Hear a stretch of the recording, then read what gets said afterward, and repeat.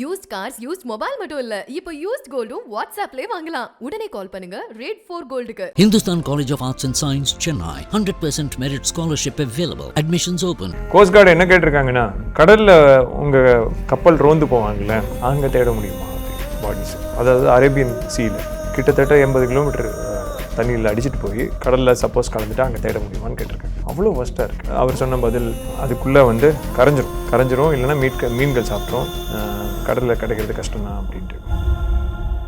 அந்த பேக் எடுத்துகிட்டு போயிட்டேன் வீட்டுக்கு. என்னோடய ஆஃபீஸில் இருக்காது.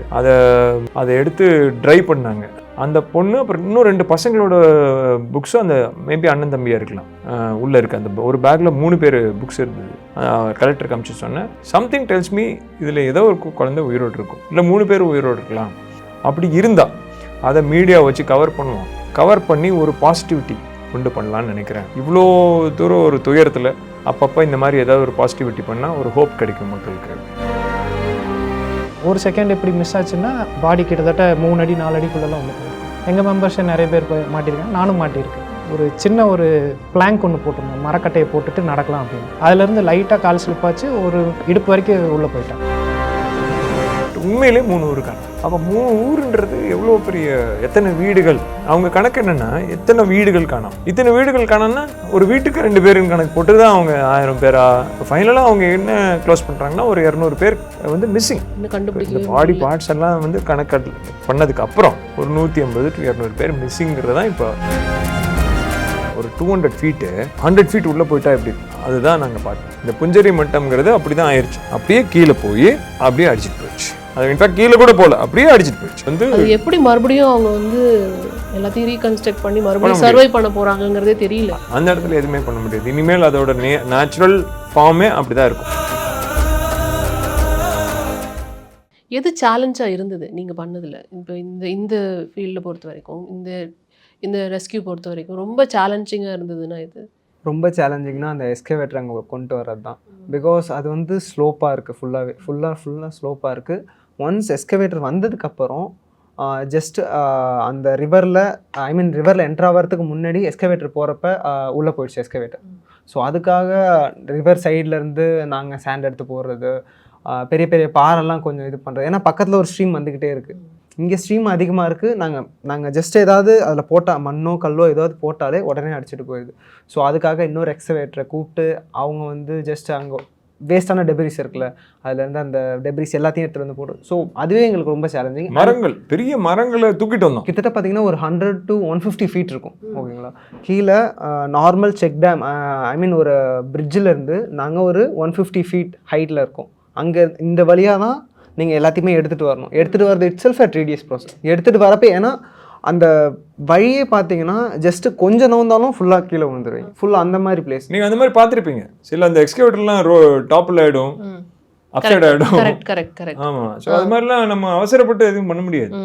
அதனால் boys did a great job. In fact அதுதான் அவங்க வந்து அந்த ஏரியாவில் எங்கெல்லாம் மரங்கள் விழுந்திருக்கோ, பெரிய பெரிய மரங்கள், அதெல்லாம் தூக்கிட்டு வந்தாங்க. எக்ஸ்கவேட்டரே போய் திருப்பி இன்னும் அதுக்கு தனியாக 2 எக்ஸ்கவேட்டர் வச்சு தூக்கிட்டு வந்து அந்த ஆற்றுக்குள்ளே போட்டு ஃபில் பண்ணி திருப்பி அதுக்குள்ளே போகணும். ஓகே. இப்போது இதில் இன்னொரு விஷயம் என்னென்னா, நீங்கள் வந்து ரெஸ்கியூ போயிருந்தாலுமே அங்கே இருக்கிற காமன் பீப்புளோட எமோஷன்ஸை நீங்கள் பார்த்துருப்பீங்க. சர்வைவல் ஆகிட்டு இருக்காங்க இல்லையா, அந்த இடத்துலேருந்து வெளியில் வந்து உயிரோடு இருக்கிறவங்க, அந்த இடத்த பார்த்துட்டு அந்த டிசாஸ்டரை பார்த்துட்டு உயிரோடு இருக்கிறவங்களோட எமோஷன்ஸ் வேறு மாதிரி இருந்திருக்கும். அவங்க கூட ரிலேட் பண்ணுறதுக்கான, கம்யூனிகேட் பண்ணுறதுக்கான வாய்ப்புகள் உங்களுக்கு? வயநாட்டில் அந்த மாதிரி உயிர் பிழைச்சவங்கள பார்க்க முடியல. காரணம் என்னென்னா, உயிர் பிழைச்சவங்கெல்லாம் கேம்பில் இருக்காங்க, மற்றவங்களாம் உயிரோடு இல்லை. மற்றவங்க யாருமே உயிரோடு இல்லை. அந்த கேம்பில் இருக்கவங்க சாதாரண மனநிலையே இல்லை எனக்கு தெரிஞ்சு. ஸோ காப்பாற்ற வந்தவங்க தவிர அந்தந்த லோக்கல் ஏரியா, பக்கத்து ஏரியா, இல்லை அங்கே வீடு இருக்கும் ஆனால் அன்னைக்கு அது இருந்திருக்க மாட்டாங்க. அந்த மாதிரி ஆட்கள் அவங்கள தான் கேட்குறேன். அந்த மாதிரி ஆட்கள்லாம் தேவர் ஹைலி இமோஷனல். ஏன்னா அவங்களுக்கு தான் அந்த வலி தெரியும். இப்போ என்கிட்ட ஒரு ஆள் வந்து சொல்கிறாரு, சார் இங்கே ஒரு இன்டெஸ்டைன் கிடக்குது. அந்த கல் எடுத்து காமிச்சார். ஒரு கல் மேலே இன்டெஸ்டைன். ஓகே, இவங்களாம் கூட கையில் தூக்கி பக்கத்தில் பார்த்தாங்க, இது இன்டெஸ்டைனா என்னன்னு. நான் தூரத்தில் வந்து பார்க்கறதுக்கு எனக்கு உண்மையை சொல்கிறேன், என்னால் முடியல. பட் இவங்களாம் வந்து இல்லை சார், அவர் அவ்வளோ சொல்கிறாரு, இது ஹியூமன் இன்டெஸ்டைனா இல்லை அனிமல் பார்ட்ஸான்னு செக் பண்ணிடுவோம் சார் அப்படின்ட்டு. நான் சொன்னேன், எப்படிடா பார்க்க முடியும், அதே வந்து டிகே ஆயிடுச்சு அப்படின்னு. அப்போ அவர்லாம் என்ன, அப்போ நாங்கள் சொல்கிறோம், அது இன்டெஸ்டைன்ங்கிறது யாரோடதுன்னு தெரியாது, அனிமலாக கூட இருக்கலாம். இதை வச்சு நம்ம தோண்டி கிட்டத்தட்ட 1/2 மணி நேரம் 1 மணி நேரம் தோன்றணும் அப்படின்னா, இல்லை நீங்கள் பண்ணுங்க, இல்லை நான் பண்ணுறேன் அப்படின்னு உட்காந்துட்டாங்க.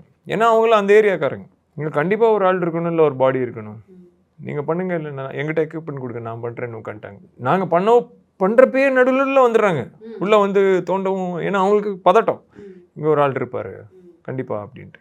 அந்த மாதிரி அப்போ அவங்கள அட்வைஸ் எல்லாம் கொடுக்க முடியல. அட்வைஸ்லாம் பண்ணால் எடுத்துக்கிற சூழ்நிலை இல்லை. நான் 2-3 தடவை சொல்லி பார்த்தேன்ப்பா, இதை வச்சுலாம் தோண முடியாது, இங்கே இருக்குது சார்ன்றான். அப்போ ரைட், ஓகே, அவங்கள சாட்டிஸ்ஃபை பண்ணி தானே ஆகணும். ஓகே. ஏன்னா அது மாதிரி நிறைய பேர் வந்திருப்பாங்க, நீங்கள் வந்து ரெஸ்கியூ பண்ணுறப்ப அது மாதிரி நிறைய பேர் வந்திருப்பாங்க. போன விஷயங்கள் பற்றி பேசிகிட்டு இருந்தாலும் அவங்களோட ப்ராப்பர்ட்டியும் அங்கே இருக்குது, அதுவுமே பெரிய ஒரு லாஸில் போயிருந்திருக்கோம். ஸோ அந்த மாதிரி மக்கள் நீங்கள் சந்திச்சிருந்துருப்பீங்கள்ல, அப்படி மறக்க முடியாத மனிதர்கள் அங்கே பார்த்து அப்படி இருந்தவங்க இருந்தாங்கன்னு நினைக்கிறேன். பட் அவங்களாம் யாரும் அதாவது இப்போ நீங்கள் ஒன்றும் இல்லை, தப்பிச்சிட்டோன்னு நினைக்கிறவங்க தான் அதிகமாக இருந்திருப்பாங்க. 18 ஆப்ரேஷன் பண்ணியிருக்கேன், நிறைய ஃப்ளட்டில் வீடெல்லாம் இழந்தவங்க இருக்காங்க. அவங்களாம் என்கிட்ட பேசுவாங்க, எல்லாம் போயிடுச்சு, பொருள் போயிடுச்சு அப்படின்னு அழுகிறக்கூடிய ஒரு மனநிலையாவது இருந்தாங்க. பட் இவங்கெல்லாம் பேசுகிற சூழ்நிலை கூட இல்லை. We could not even maybe எங்ககிட்ட வந்து பேசுகிற அளவு கூட அவங்களுக்கு சுச்சுவேஷனில் இல்லை. அவங்கள தெரிஞ்சவங்க, ஃப்ரெண்ட்ஸு, ரிலேட்டிவ்ஸ் தான் ஒர்க் பண்ணாங்க, வேறு யாரும் இல்லை. அந்த ஸ்கூல் பேக் நம்ம சேனலில் வந்தது இல்லையா, நாங்கள் தான் ஸ்பாட் பண்ணி அது இன்சிடெண்ட்டாக நான் ஸ்கூல் பேக் இங்கே கிடக்குதே அப்படின்னு போய் எடுத்தேன். அப்புறம் அது நம்ம அந்த புக்கை கூட பிரித்து பார்த்தோம். நான் அந்த பேக் எடுத்துகிட்டு போயிட்டேன் வீட்டுக்கு, என்னோடய ஆஃபீஸில் இருக்காது. அதை ஒரு 2-3 நாள் கழித்து என்னோடய ஸ்டாஃப் எல்லாம் வந்ததுக்கப்புறம் அதை எடுத்து ட்ரை பண்ணாங்க, ட்ரை பண்ணி வச்சுருக்காங்க. அதை க்ளீன் பண்ணலாமா சார்ன்னு கேட்டாங்க. அப்போ நான் கலெக்டருக்கு மெசேஜ் அனுப்பிச்சிருக்கேன், மேகஸ்ரீ ஐஏஎஸ்க்கு ரிப்போர்ட் அனுப்பிச்சேன், ரெஸ்கியூ ரிப்போர்ட்டு. அப்போது நான் வந்து இந்த ரிப்போர்ட் அனுப்பினப்போ அவங்களுக்கு மெசேஜ் அனுப்பிச்சேன், இந்த பேக்கை நான் எடுத்துகிட்டு வந்துட்டேன், இது சேனலில் கூட கவர் ஆகிருக்கு. சம்திங் டெல்ஸ் மீ அந்த பொண்ணு பேர் மிஹினான்னு நினைக்கிறேன், மிஹினாவும் அந்த பொண்ணு. அப்புறம் இன்னும் 2 பசங்களோட புக்ஸும் அந்த மேபி அண்ணன் தம்பியாக இருக்கலாம் உள்ளே இருக்குது. அந்த ஒரு பேக்கில் 3 பேர் புக்ஸ் இருந்தது. ஒன்று 2nd ஸ்டாண்டர்டு, இன்னொரு பையன் 4th ஸ்டாண்டர்டு. அப்போ நான் சொன்னேன், இந்த 3 பேர் லேபிள்லாம் ஃபோட்டோ எடுத்து, க்ளோஸ் ஃபோட்டோ எடுத்து கலெக்டருக்கு அனுப்பிச்சு சொன்னேன். சம்திங் டெல்ஸ் மீ இதில் ஏதோ ஒரு குழந்தை உயிரோடு இருக்கும், இல்லை 3 பேர் உயிரோடு இருக்கலாம். அப்படி இருந்தால் எல்லா டீட்டெயில்ஸும் அனுப்பிச்சிட்டேன், ஸ்கூல் டீட்டெயில்ஸ் எல்லாம். நீங்கள் எனக்கு சொல்லுங்கள், நான் நேராக வந்து இந்த பேக்கை க்ளீன் பண்ணி நான் ஹேண்ட் ஓவர் பண்ணுறேன், அதை மீடியா வச்சு கவர் பண்ணுவோம், கவர் பண்ணி ஒரு பாசிட்டிவிட்டி உண்டு பண்ணலான்னு நினைக்கிறேன். இவ்வளோ தூரம் ஒரு துயரத்தில் அப்பப்போ இந்த மாதிரி ஏதாவது ஒரு பாசிட்டிவிட்டி பண்ணால் ஒரு ஹோப் கிடைக்கும் மக்களுக்கு. என்ன வயணுன்னாவே டெட் பாடி பார்ட்ஸும் தான் பேசிகிட்டு இருக்கோம். இதுலேயும் அந்த குழந்தையும் இந்த மாதிரி நிறைய குழந்தைங்க இறந்துட்டாங்க. இந்த குழந்தைக்கு நம்ம ரிட்டர்ன் பண்ணியாது சில பேர் பொழைச்சிட்டாங்க அப்படின்னு சொல்லுவோம் அப்படின்னு நான் கலெக்டர்கிட்ட சொன்னேன். இந்த அம்மா இது எப்படி எடுத்துக்குவாங்கன்னு எனக்கு தெரியல. பட் இன்ஸ்டண்ட்டாக மெசேஜ் அனுப்பிச்சோன்னா அடுத்த sir we will find out and come back அப்படின்னு சொல்லியிருக்காங்க. இப்போ அது அனுப்பிச்சு 2 நாள் ஆச்சு. பை சான்ஸ் இருக்கணும்னு நான் ஆமாம், நம்ம எல்லோரும் வேண்டிக்கலாம். சான்ஸ் இருக்கலாம், நிறையா இருக்கலாம். ஏன்னா நம்ம புக்கு பேக்கு பார்த்தவங்கலாம் இறந்துட்டாங்கன்னு சொல்ல முடியாது.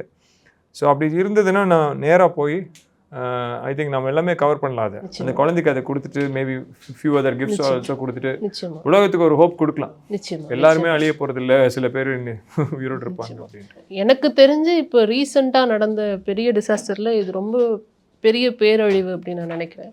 அண்ட் உங்கள் டீம் வந்து இதுக்கு நிறைய கான்ட்ரிபியூட் பண்ணியிருக்கீங்க. இது வார்த்தையாலலாம் வந்து விளக்கி சொல்லி தேங்க்ஸ்லாம் சொல்ல முடியாது, இது எல்லாராலையும் பண்ணிடவும் முடியாது. அந்த விஷயத்த நீங்கள் பண்ணியிருக்கீங்க. அங்கே இருக்கிற இந்த காமன் பீப்புளோட சேர்ந்து ஒர்க் பண்ணுறது அப்படிங்கிறது வந்து இன்னுமே ஒரு பெரிய சவாலான விஷயமா இருக்கும். ஏன்னா அவங்களும் வந்துட்டு மனதளவில் ரொம்ப பாதிக்கப்பட்டிருந்திருப்பாங்க. அவங்களையும் நீங்கள் வந்து அவங்க சொல்கிறதையும் கேட்டுட்டு உங்களுடைய ப்ரொஃபஷனலிசத்தையும் வந்துட்டு கேரி பண்ணுறது அப்படிங்கிறது ஒரு பெரிய விஷயம். ஃபர்ஸ்ட்டு உங்கள் டீமுக்கு நான் வந்து ஹேட்ஸ் ஆஃப் சொல்லிக்கிறேன். அண்ட் உங்கள் டீமில் இன்னொருத்தர் கூட வந்திருக்காரு. ஸோ அவரை பற்றியும் நான் பேசணும்னு நினைக்கிறேன். அவரை கூப்பிடலாம். ஸோ இப்போ நம்ம கூட ஸ்ரீகுமார் அணிஞ்சிருக்காரு. ஸோ அவர் யாருங்கிறத நீங்களே சொல்லிட்டீங்கன்னா பெட்டராக இருக்கும்னு நினைக்கிறேன். Srikumar is one of the என்ன சொல்கிறது, மனிதாபிமானம்னா என்னன்ற ஒரு டெஃபினிஷன் அவர் தான். காரணம் என்னென்னா, அவர் வந்து மனிதர்கள் மட்டும் இல்லை, ஒரு பாம்பு கூட அவர் வந்து அடிபடக்கூடாதுன்னு நினைப்பார். ஒரு விஷப்பாம்பு, நீங்கள் நம்ப மாட்டீங்க, அவர் வீட்டில் விஷப்பாம்பு கிணத்துக்குள்ளே இருந்தால் அதை கிணத்துக்குள்ளே இறங்கி பிடிச்சி அதை சேஃபாக கொண்டு போய் காட்டுக்குள்ளே விட்ற ஆள் இவர். ஆமாம், அதே மாதிரி ஒரு பூனைக்குட்டிக்காக இவர் ஒரு 100 அடி கிணறுக்குள்ளே இறங்குறதுக்கு ஒரு நாள் பிளான் போட்டுட்டு இருந்தார். நல்ல வேளை நாங்கள் போனனால இவர் ரோப் பண்ணி நாங்கள் உள்ளே இறக்கி அந்த பூனைக்குட்டியை காப்பாற்றணும். அதனால் ஒரு பூனைக்குட்டியை பார்த்தா கூட இவர் உயிர் விட்டுருவார்.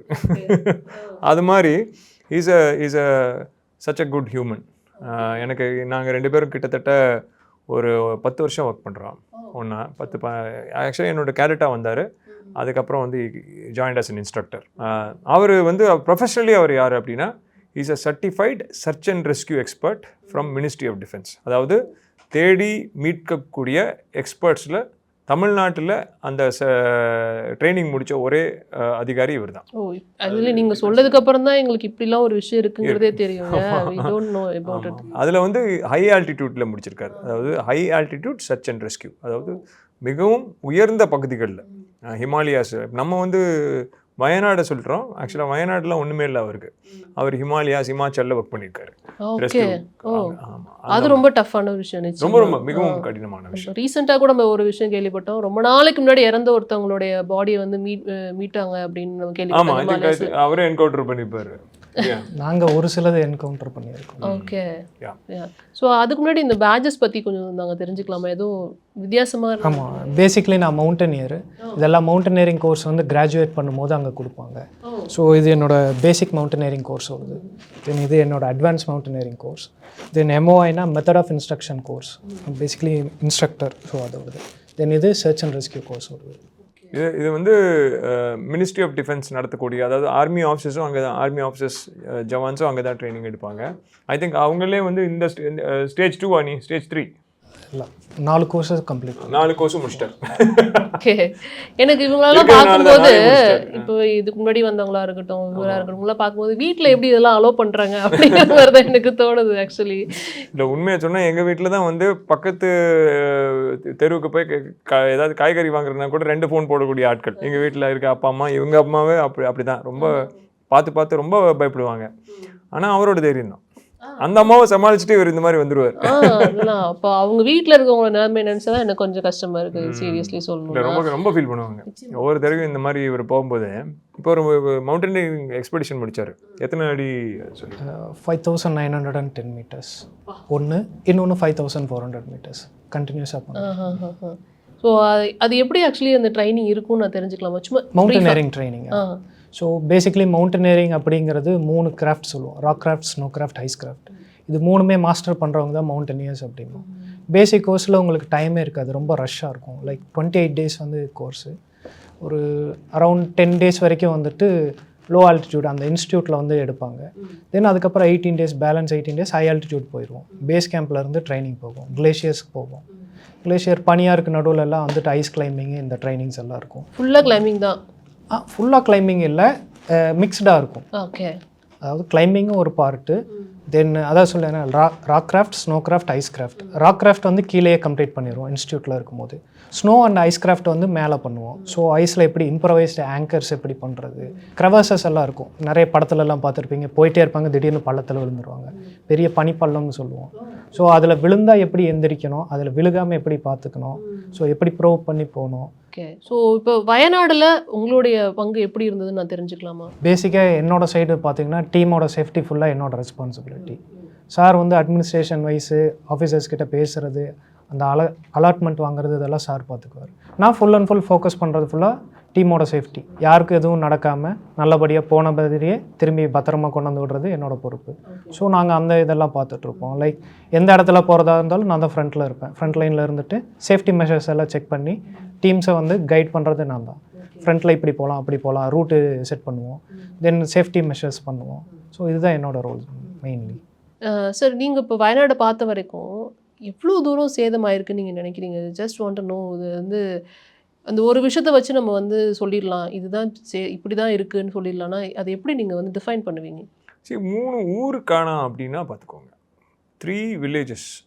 இது வந்து நாங்கள் எதிர்பார்க்கல. அவங்க சிலதெல்லாம் ப்ரெஸ்ஸில் கொஞ்சம் எக்ஸைட்டடாக வரும். ஏன்னா அந்த ப்ரெஸ் ரிப்போர்ட்டர்ஸ் வந்து ஒரு பயத்துலையோ ஒரு எக்ஸைட்மெண்ட்லையோ சொல்லுவாங்க. எப்போவுமே ப்ளோ அப் ஆகி தான் வரும். பட் உண்மையிலே 3 ஊர் காணோம். அப்போ 3 ஊருன்றது எவ்வளோ பெரிய, எத்தனை வீடுகள், அவங்க கணக்கு என்னென்னா எத்தனை வீடுகள் காணோம். இத்தனை வீடுகள் காணோம்னா ஒரு வீட்டுக்கு 2 பேருன்னு கணக்கு போட்டு தான் அவங்க 1000 பேரா 1000 அதுக்கு மேலே இருக்கலாமா இப்படி கணக்கு போட்டுட்ருக்காங்க. இப்போ ஃபைனலாக அவங்க என்ன க்ளோஸ் பண்ணுறாங்கன்னா ஒரு 200 பேர் வந்து மிஸ்ஸிங். இன்னும் கண்டுபிடிக்கவே பாடி முடியல. பார்ட்ஸ் எல்லாம் வந்து கணக்கு பண்ணதுக்கு அப்புறம் ஒரு 150 to 200 பேர் மிஸ்ஸிங்கிறது தான் இப்போ கடைசி மீட்டிங்கில் அந்த மீட்டிங்க்கு போக முடியல, மிஸ் பண்ணிட்டேன் நான். இப்போ என்னோட ஜூனியர் ஒரு கோஸ்ட் கார்டு ஆஃபீஸர் வந்து என்ன சொன்னார்னா, இன்றைக்கி என்ன டிஸ்கஷன் அப்படின்னா, கோஸ்ட் கார்டு இவங்க கோஸ்ட் கார்டு அதாவது army, navy, cost card, NDRF எல்லாரும் வந்து ஒரு ஆப்ரேஷன் இது தான் நினைக்கிறேன். கோஸ்ட் கார்டு என்ன கேட்டிருக்காங்கன்னா, கடலில் உங்கள் கப்பல் ரோந்து போவாங்கள்ல அங்கே தேட முடியுமா அப்படின்னு பாடிஸ். அதாவது அரேபியன் சீல கிட்டத்தட்ட 80 கிலோமீட்டர் தண்ணியில் அடிச்சுட்டு போய் கடலில் சப்போஸ் கலந்துட்டு அங்கே தேட முடியுமான்னு கேட்டிருக்காங்க. அவ்வளோ ஒஸ்ட்டாக இருக்குது. இப்போ ஆப்வியஸ்லாக அவர் சொன்ன பதில் நான் சொன்னதாக அதுதான். ஏன்னா அதுக்குள்ளே வந்து கரைஞ்சிரும் இல்லைன்னா மீன்கள் சாப்பிட்ரும், கடலில் கிடைக்கிறது கஷ்டம்தான் அப்படின்ட்டு. ஸோ இப்போ நான் அவங்கக்கிட்ட பேசும்போது நான் என்ன சேலஞ்சஸ்லாம் இருந்தது அப்படின்னு சொல்லி நான் கேட்டுட்டு இருந்தேன் விக்னேஸ்வரன்ட்டெல்லாம் பேசும்போது. ஸோ நீங்கள் பார்த்ததுல இந்த டிசாஸ்டரில் அப்படி உங்களுக்கு என்ன பெரிய சேலஞ்ச் இருந்தது நான் தெரிஞ்சுக்கலாம். டிசாஸ்டர்னால் இது மெயின்லி வெஸ்டர்ன் காட்ஸ் ஏரியாங்கிறதுனால இங்கே வளமான மண் ரொம்ப அதிகம். ஸோ அது என்ன பிரச்சனைனா மழையில் எல்லாம் மண் ஊறி சகதி ஆயிடுச்சு. சகதியில் பார்த்தீங்கன்னா உங்களுக்கு நார்மல் டெரெயினில் நடக்கிறது கூட கொஞ்சம் ஈஸி, சகதியில் போகும்போது சீக்கிரம் சிக்கியிருக்கும். ஸோ அதே பெரிய பிரச்சனை. பிரிட்ஜு போடுறதுக்கு முன்னாடி எல்லாம் பார்த்தீங்கன்னா அந்த சைடு எக்ஸ்கவேட்டர் ஒன்றுமே கிடையாது, எல்லாம் நடக்கிறதுக்கே ரொம்ப சிரமப்பட்டுட்டு இருந்தாங்க. அந்த பிரிட்ஜு போட்டு எக்ஸ்கவேட்டர் வந்ததுக்கப்புறம் தான் அந்த சகதியெல்லாம் ரிமூவ் பண்ணி நடக்கிறதுக்கான வழியே வந்தது. எங்களுக்கு இன்ஃபீல்டில் என்ன பிரச்சனை அப்படின்னா, சகதியில் நாங்கள் சீக்கிரம் சிக்கிடுவோம். குறைஞ்சது 3 அடி 4 அடி இருக்கும். மேலே பார்க்கும்போது திடமாக இருக்கும், நல்லா ஸ்திரமாக இருக்குது அப்படின்னு நினச்சி காலை வைப்போம், உடனே உள்ளே போயிடும். ஒரு செகண்ட் எப்படி மிஸ் ஆச்சுன்னா பாடி கிட்டத்தட்ட 3 அடி 4 அடிக்குள்ளெல்லாம் உள்ளே போயிருக்கும். எங்கள் மெம்பர்ஸே நிறைய பேர் மாட்டியிருக்கேன், நானும் மாட்டியிருக்கேன். ஒரு சின்ன ஒரு பிளாங்க் ஒன்று போட்டிருந்தோம், மரக்கட்டையை போட்டுட்டு நடக்கலாம் அப்படின்னு. அதுலேருந்து லைட்டாக கால் ஸ்லிப்பாச்சு, ஒரு இடுப்பு வரைக்கும் உள்ளே போயிட்டேன். பக்கத்தில் ஆள் இருந்தது பிடிச்சாச்சு. ஸோ அந்த மாதிரி எல்லாம் இருக்கும். ஸோ அதனால் நாங்கள் என்ன பண்ணிட்டோம் அப்படின்னா, நாங்கள் எப்போது லைஃப் ஜாக்கெட் எடுத்துகிட்டு போவோம், ஏன்னா வாட்டர் பேஸ்டு இதுவும் இருக்கும் அப்படிங்கிறதுனால. ஸோ லைஃப் ஜாக்கெட் போட்டுட்டு தென் ரோப்பப் பண்ணிடுவோம், டிஸ்டன்ஸ் கொடுத்து ரோப்பப் பண்ணிடுவோம். ஒருவேளை யாராவது ஒருத்தவங்க சிக்கிட்டாங்க இல்லை மாட்டிட்டாங்க அப்படின்னா, ஆழம் அதிகமாக இருந்தாலும் லைஃப் ஜாக்கெட்டோட ஹெல்ப்னால கொஞ்சம் ஃப்ளோட்டேஷன் இருக்கும், இடுப்புக்கு மேலே ஃப்ளோட்டேஷன் இருக்கும், தென் ரோப்பை வச்சு இழுத்தரலாம். இதுதான் வந்து எங்களோட பிளான். ஸோ இந்த ஸ்ட்ராட்டஜியில் தான் நாங்கள் அப்ரோச் பண்ணோம். வேறு என்ன டிஃபிகல்ட்டிஸ்ன்னு பார்த்தீங்கன்னா, அங்கே நாங்கள் ஒரு பாம்பு ஒன்று எக்ஸ்கவேட் பண்ணிகிட்டு இருந்தோம். தோண்டிகிட்டு இருக்கும்போது ஒரு சின்னதாக ஒரு பாம்பு போச்சு, பசங்க ரொம்ப பயந்துட்டாங்க. அப்புறம் செக் பண்ணி பார்க்கும்போது அது ஒரு நான் வெனமஸ். அதனால் அது பார்க்குறதுக்கு கட்டுவிரியன் மாதிரியே தெரியும் ஒரு சிலர், அதனால் அவங்க கட்டுவிரியன் நினச்சி பயந்துட்டாங்க. தென் அது நார்மல் ப்ரௌன் ஸ்னேக்குன்னு ஐடென்டிஃபை பண்ணி அதை ஓரம் கட்டி அனுப்பிச்சிட்டோம் சேஃபாக. இந்த மாதிரி இந்த ரெஸ்கியூவில் வந்து உங்களை சுற்றி இது போன்ற விஷயங்களும் இருக்கும் இல்லையா? இன்ஃபேக்ட் 2015 முடிச்சூரில் ஒரு மரத்தில் பைத்தான் தொங்கிட்டு இருந்தது, தெரியுமா? எங்க ஏரியா தான் தெரியும் அந்த நியூஸ். ஆமாம், அங்கே ஏகப்பட்ட பாம்புகள். சரியா? நானே ஆக்சுவலி வீடியோ எடுக்கும்போது எனக்கு முன்னாடி 2 பாம்பு போச்சு. பயந்து அழைச்சிட்டு பின்னாடி ஓடினேன். ஸோ இங்கேயே இருந்ததுனால இங்கேயே இருக்குன்னா, கேரளாவில் எர்ணாகுளம் அண்ட் ட்ரிஷூர் ஏரியாவில் 2018 யோசிச்சு பாருங்கள், நாங்கள் இருந்த இடம்லாம், அதாவது என்னென்னா போட்டு போய் ஒரு இடத்துல தட்டும். இப்போ நான் கார்னரில் உட்காந்துருப்பேன் பீங் கமாண்டர், அப்போ நாங்கள் டைரெக்ஷன் பண்ணிகிட்ருப்போம், ஏதாவது பண்ணிகிட்ருப்போம், போய் ஒரு இடத்துல முட்டி தான் திரும்பும், ஏன்னா இடம் இருக்காது போட்டுக்கு. முட்டுற இடத்துல ஒரு பாம்பு எழுந்திருக்கு. இப்போ இதில் என்னென்னா அது ஃபாஸ்ட்டாக ரியாக்ட் பண்ணாது. ஸ்ரீகுமார் அப்போ அதான் is an expert in snakes also. அப்போ அவர் சொல்லுவார், சார் இதுவே நார்மல் டைம் இருந்தால் போட்டிருக்கோம், பட் இதில் ஃபாஸ்ட்டாக ரியாக்ட் பண்ணாது அப்படி. அவங்களுக்கும் தெரியும்ல அந்த மாதிரி தெரியும். ப்ளஸ் இது சயின்டிஃபிக்காக பார்த்தோம்னா அது கோல்ட் பிளட்டட் அனிமல்ஸ், அதுக்கு வார்ம்த் வந்து அதிகமாக தேவைப்படும். சுற்றி ஃபுல்லாக கோல்டாக இருக்கிறதுனால அதோட பாடியோட ஹீட்டை அது கன்சர்வ் பண்ணுறதுலேயே அது மெயினாக இருக்குமே தவிர ஈஸியாக ஸ்ட்ரைக் பண்ணாது. மக்கள் வந்து என்ன நினச்சிக்குவாங்க அப்படின்னா, பாம்பை பார்த்தோன்னே அடிச்சிடுறது. ஸோ இந்த மாதிரி பண்ணும்போது அது ஒன்ஸ் அது அடிபட்டுருச்சு அப்படின்னா அது திரும்பி ஸ்ட்ரைக்கு ஃபெரோஷியஸாக பண்ணும். Okay okay. அதோட பாடி லென்த்லேருந்து 3 மடங்கு அதிகமான இது ஒரு செகண்டுக்குள்ளே அதால் போக முடியும். அந்த ஸ்ட்ரைக் ஃபோர்ஸ் இருக்கும். இல்லை, அதுவும் நடந்தது. அன்ஃபார்ச்சுனேட்டாக நாங்கள் அங்கே இல்லை. அது வந்து ஆக்சுவலாக ஒரு பையன் கிணத்துக்குள்ளே விழுந்து அது பாடி வெளியிலேயே வரல. அந்த கிணறு வந்து கிட்டத்தட்ட 100 வருஷம் ஓல்டு. அந்த டெப்த் வந்து கோயம்புத்தூரில். Okay okay. அந்த டைமில் ஜெயலலிதா மேடம் தான் சிஎம்மாக இருந்தாங்க. அது அவங்க வரைக்கும் போய் MLA, MP, ministers, 2 ministers, state ministers எல்லாரும் வந்து அங்கே வந்து உட்காந்துருந்தாங்க ஓவர் நைட்டு. அப்போ எங்கள் டீம் தான் டிப்ளை பண்ணாங்க. அப்போ எங்கள் டைவர்ஸ் தான் போய் உள்ளே வந்து எடுத்துகிட்டு வந்தாங்க அந்த பையனோட பாடியை. அது உள்ளே போய் சிக்கிடுச்சு 100 அடியில், நேராக சிக்கிட்டான் அந்த பையன். அதை எடுத்துகிட்டு வந்தாங்க. அந்த ஏரியாவில் தோண்டிகிட்டே இருக்கும்போது பாம்பு, அதில் வைப்பர் ஸ்னேக்கெல்லாம் வந்து அதை அடித்து அது மாதிரி நிறையா என்கவுண்டர் பண்ணி. ஸோ இவர் சொல்கிற மாதிரி அந்த பயத்தில் எக்ஸைட்மெண்ட்டில் நம்ம பாம்பை கொள்கிறோன்னு சொல்லி அதுவே ரிஸ்க் ஆகிடும். ஸோ அதுதான் ப்ரொஃபஷனல் ஹேண்ட்லிங். உடனே நான் அதான் பாம்பு பார்த்தேன்னு சொன்னாங்க. அப்புறம் நான் ஸ்ரீகுமார் கிட்ட கேட்டேன், இது கண்டிப்பாக இது மாதிரி இருக்குது, வைப்பர் மாதிரி இருக்குது, நல்லா செக் பண்ணு அப்படின்ட்டு. ஆமாம் சார், இப்போ வெளியில் பார்க்குறதுக்கு அப்படி இருக்குது, இது வந்து நான் வெனமஸ். ஏன்னா அது மேலே தானே ஒர்க் பண்ணோம், அங்கே தான் டிக் பண்ணிட்டு இருக்கோம். அது என்ன ஒரே இடத்துல நிற்காது, நாங்கள் டிக் பண்ணுற ஏரியாக்கே வந்துடும் கடைசியில். அப்பாண்டன்ட் பண்ணிட்டு போக முடியாது. ஸோ அதனால் அப்புறம் இவர் அதை வாட்ச் பண்ணிகிட்டே இருந்தார், நாங்கள் ஒரு பக்கம் ஒர்க் பண்ணோம். அந்த மாதிரி இந்த ஏரியாவில் வந்து இந்த பிரச்சனைகளும் சேர்ந்துருக்குங்கிறப்ப இவ்வளோ பேரோட போய் அங்கே வந்து இவ்வளோ கான்ட்ரிபியூஷன் பண்ணியிருக்கீங்கிற போது அடுத்தது வரவங்க உங்களை பார்த்து இன்னும் நிறைய பேர் உள்ளே வராங்கங்கிறப்ப அவங்களும் கரேஜியஸாக அடுத்தடுத்த ஸ்டெப்ஸ் எடுத்து வைக்கணும். ஸோ இவ்வளோ சக்ஸஸ்ஃபுல்லாக முடிச்சுட்டு வந்திருக்கீங்க அப்படின்னு தான் சொல்லணும். அங்கே நீங்கள் பண்ண உதவி வந்து அங்கே எவ்வளோ பேத்துக்கு வந்து பெரிய உதவியாக இருந்திருக்கும் அப்படிங்கிறதும் பார்க்க வேண்டிய விஷயம் இல்லையா? ஸோ தொடர்ந்து உங்களை இது போன்ற பணிகளில் ஈடுபடுத்திக்கோங்க. நிறைய பேரை உங்களை மாதிரி உள்ள கொண்டு வர. ஆக்சுவலாக நாங்கள் ப்ரே பண்ணுறதுல இந்த மாதிரி ஒரு சுச்சுவேஷன் வரக்கூடாது. வராது கண்டிப்பாக. நான் இந்த தடவை நான் அந்த யூனிஃபார்ம் 3ஐயும் வாஷ் பண்ணி எல்லாம் ஃபுல்லாக சகுதி. அந்த சில யூனிஃபார்மில் யூஸ் பண்ணவே முடியாது, நிறைய ட்ரெஸ் எல்லாம் யூஸ் பண்ணவே முடியாது. அதையும் மீறி ஒரு 3 யூனிஃபார்ம் மட்டும் வாஷ் பண்ணி என் ரூமுக்கு வந்துச்சு.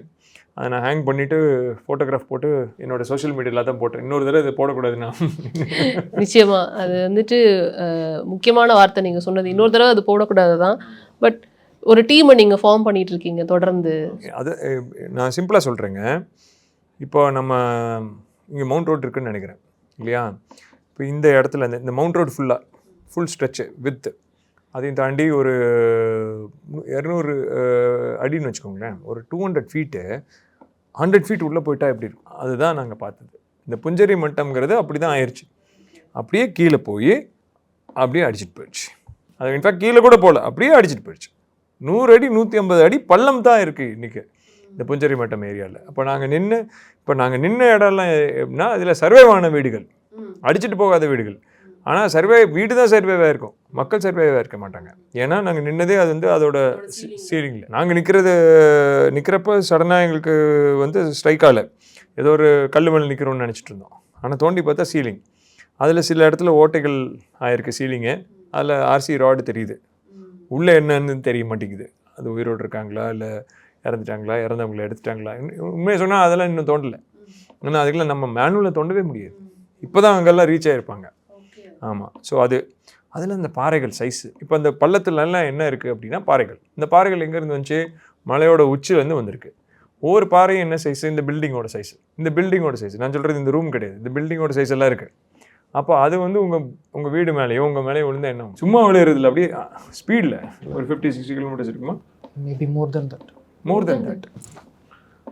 தட். அப்போ அந்த ஸ்பீடில் அவ்வளோ பெரிய பாறை வந்து உங்களை அடித்து தூக்கிட்டு போகிறப்போ உங்கள் வீடோ உங்கள் உடைமைகளோ காரோ என்ன ஆகும்னு யோசிச்சு பாருங்கள். இது ஒன்று. ரெண்டாவது மரங்கள். இந்த மரங்கள்லாம் வந்து இந்த ரூமில் பாதி சைஸ் மரங்கள்லாம் இருக்குது. ஏன்னா காடு இல்லையா, அடர்ந்த காடுனா அவ்வளோ பெரிய மரங்கள்லாம் இருக்கும். அந்த மரங்கள் வந்து ஒரு பீஸாக அப்ரூட் ஆகிருக்கு. அதாவது மரத்தோட வேரோட சேர்ந்து பீஸ் ஆகலை, ஒரே பீஸாக அப்படியே வந்திருக்கு, ட்ராவல் ஆகி வந்திருக்கு. அதெல்லாம் வந்து இந்த பாறைகள் மேலே வீடுகள் மேலே டெபாசிட் வேரோட அப்படியே வந்திருக்கு. வேரோட மரங்கள் வந்துருக்கு, அது பாதியாக கூட உடைஞ்சு போகாமல் அப்படியே வேரோட மரங்கள்.